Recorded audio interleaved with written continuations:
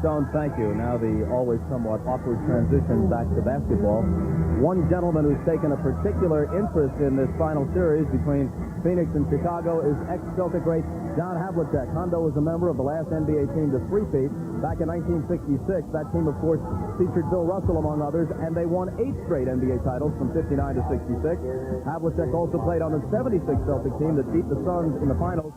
Hondo hit this runner at the end of the second OT in Game 5 before Gar Hurd's famous shot sent things into a third overtime. But eventually, the Celtics won that ball game and the series with it. And it's not too far-fetched to say, even though you won in 6, tapping it back here in Phoenix, that the momentum would have been entirely different. If they could have beaten you in Game 5 on your home floor in a game like that, they might well have won here to take their first title. If they had won that particular series, we would have lost here. I don't think that, because we were a team that had a lot of great pride. We knew that we were a better team, and we also felt that that particular game wasn't one of our best played games. Regardless of whether it was well played technically from an X and O standpoint, have you ever been in a more exciting and exhausting game? No, it was probably the most emotional game I'd ever been in, because it went 3 overtimes, and I can recall Jojo White sitting at half court during one of the overtimes. He played, I believe, 63 minutes. I played 58. And it was one of those games where you had the highs and lows. You were euphoric one moment, and you were the depths of despair the next. Now, these Bulls are going after a three-peat. It's a different era in the NBA. It's fair to say that no team, even your Celtic team, could have won 8 straight in the modern era. But how do you compare these Bulls to the other great teams you were with or played against?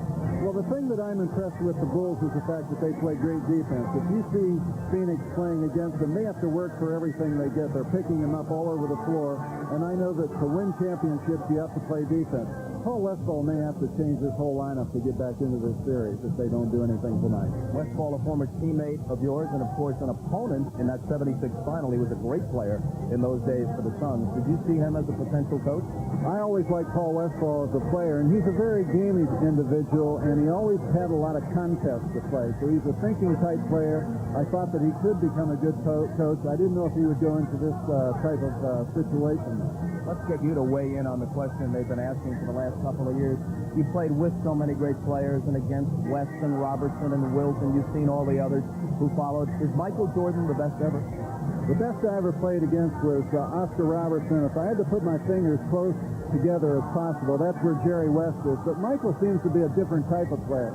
I've never seen anyone come to a jump shot or jump stop, flip the defense. He just seems to find holes in the defense, and I've never seen anyone like him. I think he's the best. Thanks. Great to see you.